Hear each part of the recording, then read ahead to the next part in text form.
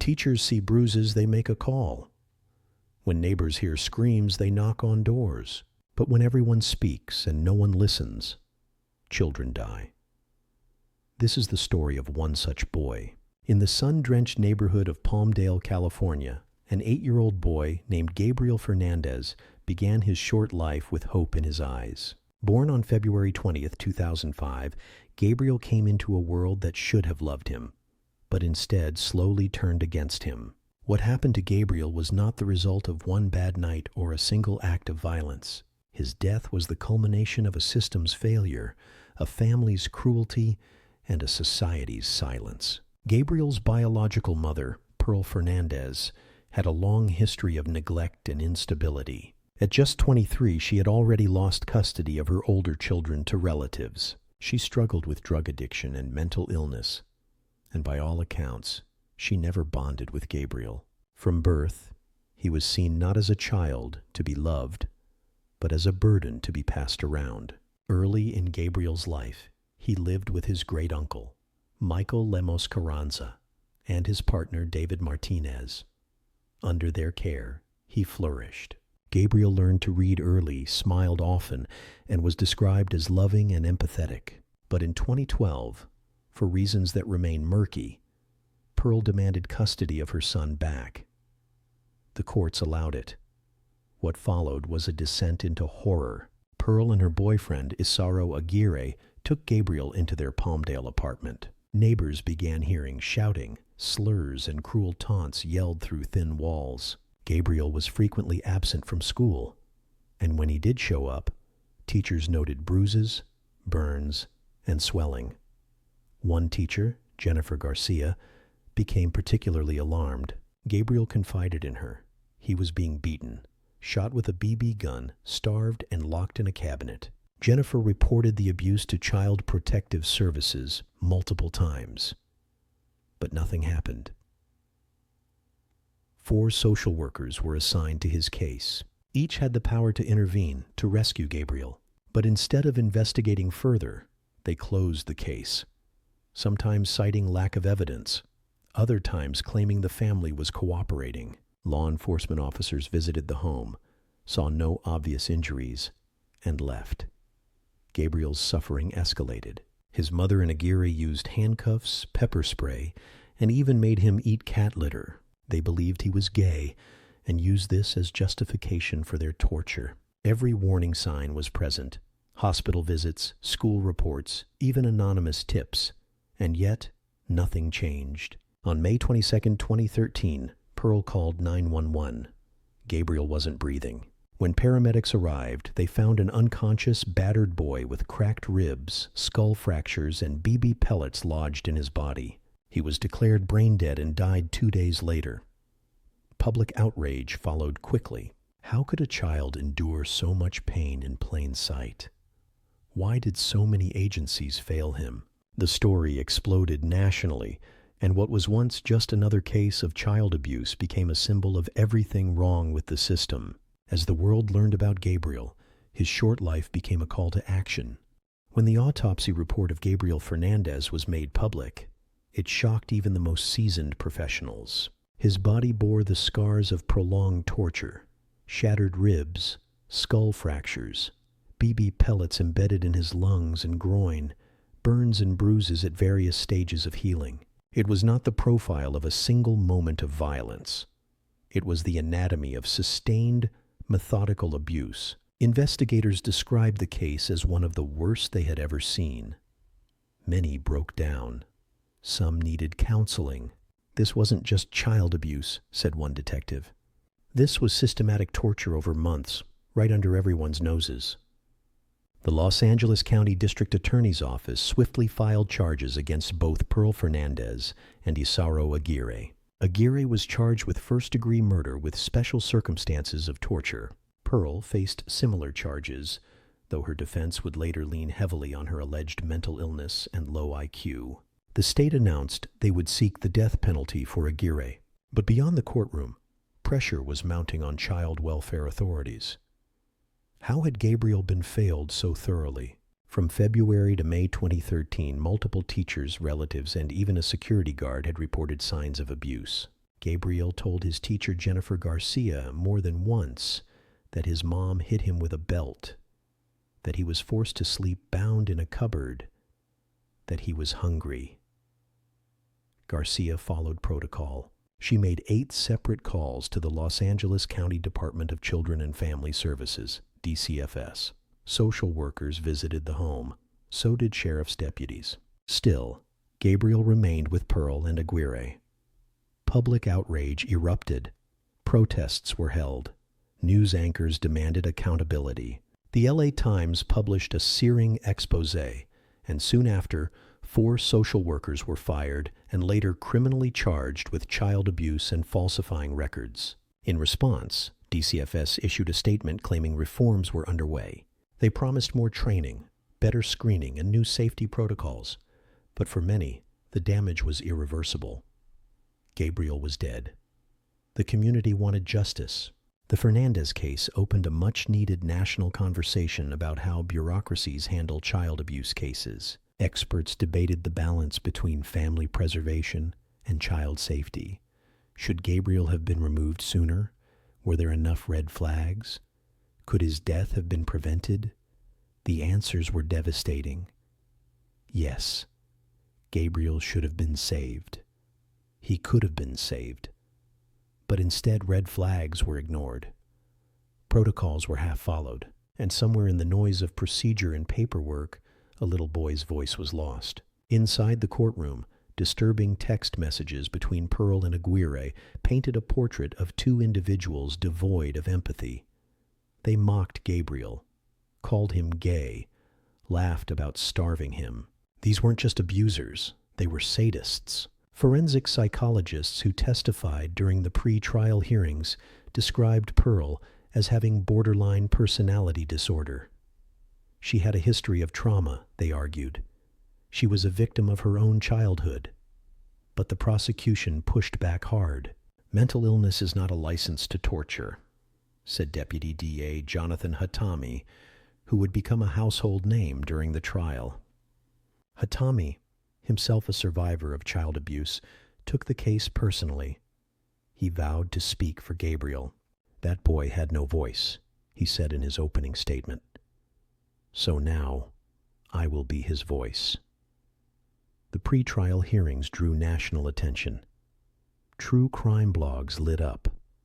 Documentaries were already in development. The Netflix docuseries, The Trials of Gabriel Fernandez, still years away, would eventually bring even more attention to the case. But long before the media storm, before the documentaries and tweets, Gabriel was just a boy who brought apples to school for his teacher, a boy who wanted to be a police officer, a boy who asked if people who die go to heaven, a boy who asked his teacher, "Is it normal for moms to hate their kids?" In late 2017, the trial of Isauro Aguirre began at the Clara Shortridge Foltz Criminal Justice Center in Los Angeles. On one side of the courtroom sat the prosecution, led by Deputy District Attorney Jonathan Hatami and co-counsel Scott Yang. On the other, Aguirre and his defense attorney, Michael Sklar, who argued not innocence, but diminished intent. The prosecution's goal was clear: prove that Aguirre didn't just kill Gabriel, he tortured him to death with intent and malice. Hatami painted Aguirre as a violent, calculated abuser who saw Gabriel as an object of ridicule and rage. He presented the jury with graphic images from Gabriel's autopsy, images of burns, BB gun wounds, and fractured bones. Witnesses described horrific abuse. Gabriel being forced to sleep bound in a small cabinet with a sock stuffed in his mouth, beaten with hangers, burned with cigarettes, and made to eat spoiled food. One paramedic who responded to the 911 call broke down in court, recalling the lifeless body of an 8-year-old boy who had endured more pain than most adults ever would. The defense did not deny that Aguirre was responsible for Gabriel's death. Instead, they argued that he acted out of frustration, not premeditation. They claimed Aguirre was intellectually slow, that he lacked the intent to kill. Sklar asked the jury to find him guilty of second-degree murder, not first-degree with special circumstances. But as the trial progressed, that argument began to collapse. Hatami called multiple medical experts and psychologists to the stand who testified to the long, consistent nature of Gabriel's abuse.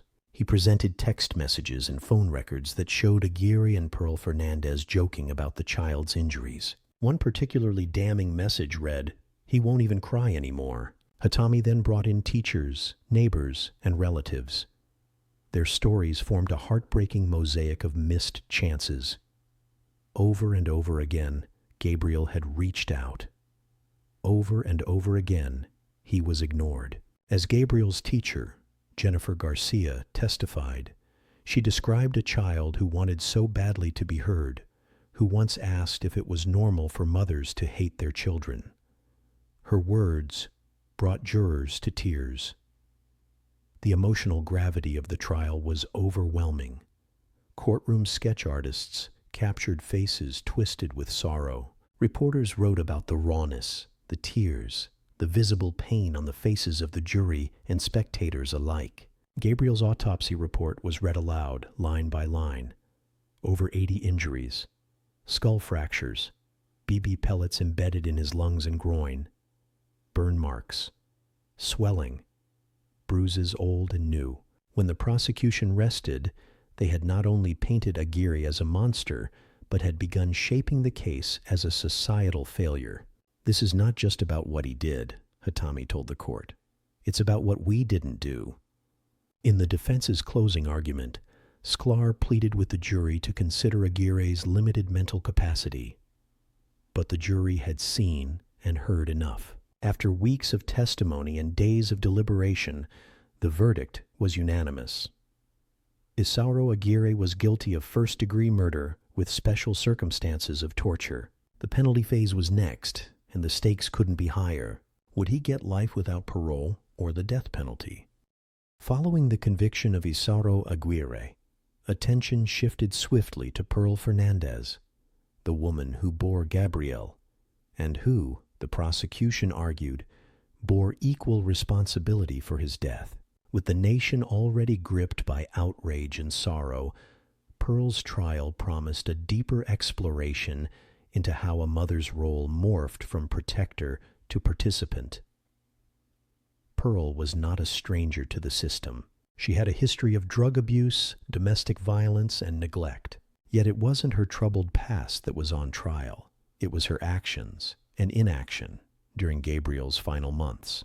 The prosecution framed Pearl as a central figure in Gabriel's abuse. While Aguirre might have been the primary executor of the violence, Pearl enabled it. She watched, she lied to school officials, she manipulated social workers, and most damningly, she failed to protect her son when she had every opportunity.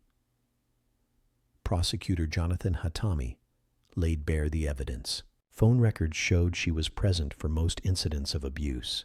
Text messages detailed her knowledge and approval of the punishments Gabriel endured. One message sent by Pearl read, "He's acting up again. Handle it." Witnesses testified that Pearl expressed annoyance about Gabriel's presence in the home. She resented raising a child she never wanted, and she made it known.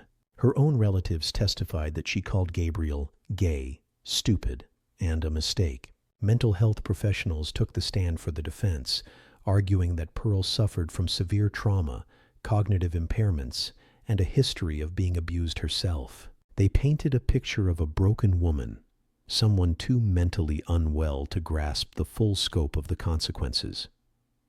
But the court wasn't moved. Pearl's flat expressions during testimony, her lack of remorse, and her contradictory statements painted a picture not just of incompetence, but of cruelty. The public watched closely, debating whether she deserved prison or death. In a surprising turn, Pearl chose not to face a jury. Instead, she entered into a plea deal, pleading guilty to first-degree murder and admitting to the special circumstance of intentional murder by torture. This meant she avoided a full trial, but accepted a sentence of life in prison without the possibility of parole. The courtroom fell silent when Judge George G. Lamelli delivered his final remarks. This was intentional, calculated, prolonged abuse. It's unimaginable, the pain this child endured. I can only hope he felt some sense of love in his short life. Pearl showed no emotion as she was led away. No apology. No final statement. Just silence. For the Fernandez family and for the public, the plea deal was bittersweet. Justice had been served, but not seen. There was no testimony, no cross-examination, no chance to ask, why? Yet in many ways, the plea was a confession louder than any statement she could have made. It was a mother saying, through legal words, I did this. With both Pearl Fernandez and Isauro Aguirre serving life sentences, the focus of the case shifted once more. This time toward those outside the home.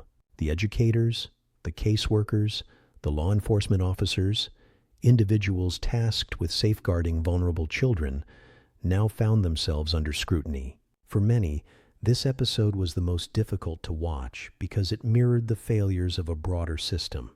Gabriel's teacher, Jennifer Garcia, had filed multiple reports to Child Protective Services, CPS.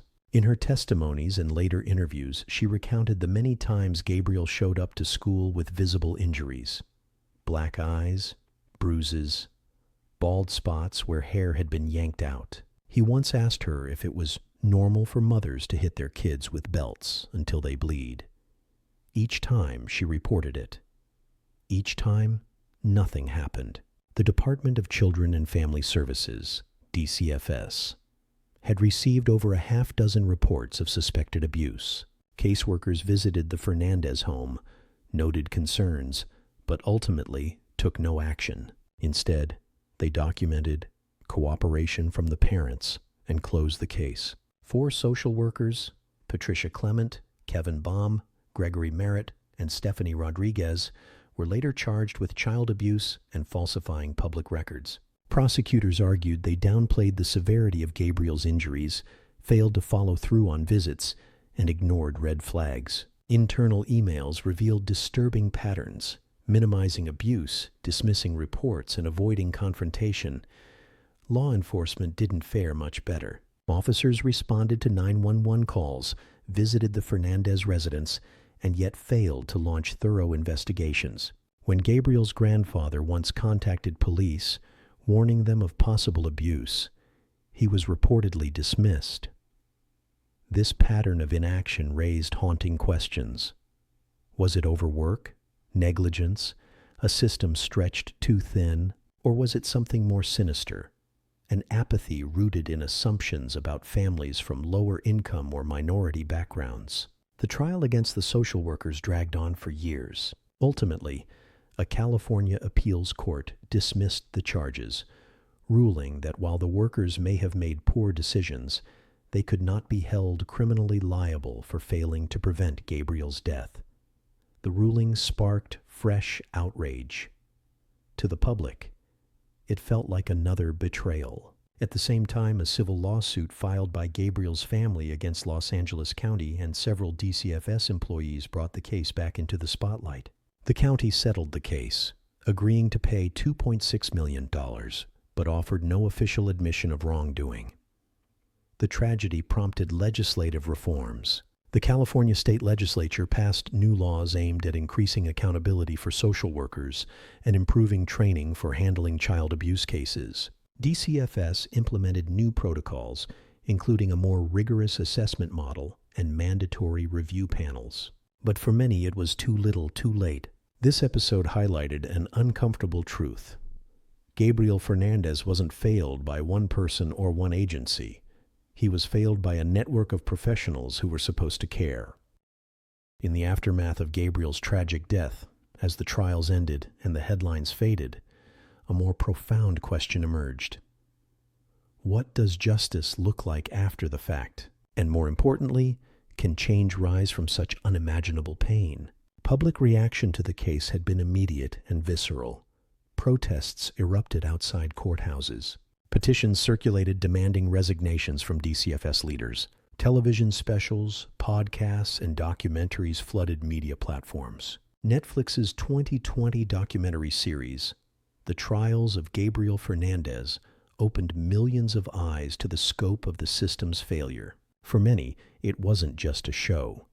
It was a moral reckoning. Gabriel's story became a symbol, a call to action. Legislators introduced new laws designed to increase transparency within child welfare services. Among them was Senate Bill 1322, which redefined the responsibilities of social workers in identifying and responding to signs of abuse. Training programs were expanded. Review boards were empowered to conduct oversight with more authority. The aim wasn't just punishment, it was prevention. Nonprofits sprang into action. Organizations such as the Gabriel's Light Foundation began advocating for child welfare reform and supporting teachers and social workers in recognizing signs of hidden abuse. Gabriel became the face of an ongoing movement to protect children whose voices often go unheard. Schools across California instituted new mandatory reporter training programs. Teachers were no longer just instructors, they were guardians. And in many districts, protocols for responding to signs of abuse became more robust and clearly defined. But for all the change, there remained a sobering truth. The scars left by Gabriel's story run deep. His siblings, who lived through the trauma, continue to face lifelong recovery. The teachers, paramedics, and neighbors who tried to save him carry the weight of what they witnessed. And the public, they remember, they mourn, and in many corners of society, they fight. Gabriel Fernandez's grave, marked with stuffed animals and notes from strangers, stands not just as a resting place, but as a testament, a promise that his pain was not in vain, that we, as a society, have a responsibility to the most vulnerable among us. In his short life, Gabriel asked a teacher one haunting question: is it normal to be hit like this? In the end, it's our answer to that question that will define his legacy.